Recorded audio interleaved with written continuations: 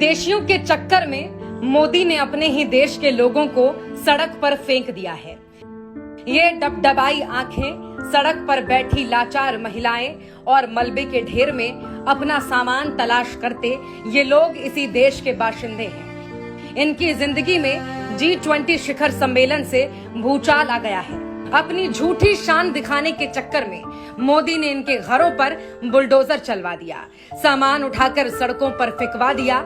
एक तरफ हमारे देश में आए विदेशी मेहमानों के साथ पीएम मोदी चमचमाते सोने चांदी के बर्तनों में 56 भोज खा रहे हैं, तो वहीं इन गरीबों को अब एक वक्त का खाना भी मयस्सर नहीं है। दशकों से यहाँ झुग्गियों में रह रहे इन लोगों को मोदी ने सड़क पर ला दिया है।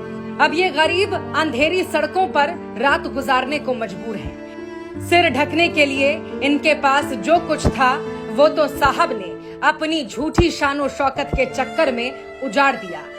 अपने 9 सालों के शासन में इनका उद्धार तो नहीं कर पाए, मगर बर्बाद जरूर कर दिया। G20 के सम्मेलन के लिए महीनों से दिल्ली को सजाया जा रहा था।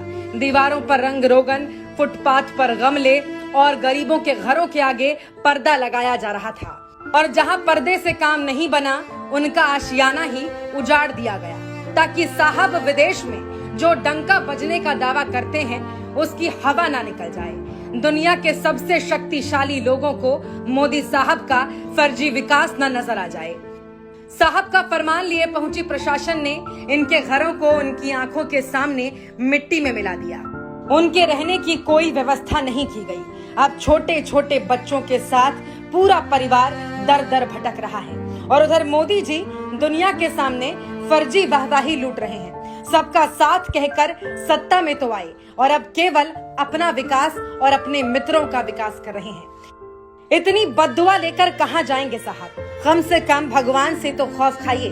इनमें से बहुत से लोगों ने वोट देकर आपको प्रधानमंत्री की कुर्सी तक पहुंचाया है, लेकिन इनका कसूर सिर्फ इतना है ना कि ये गरीब हैं, और इस देश के राजा को गरीब पसंद नहीं है। गरीबों को तो आप कीड़े मकोड़े समझते हैं। 2024 में इंसाफ होकर रहेगा। ये गरीब आपको माफ नहीं करेंगे मोदी जी।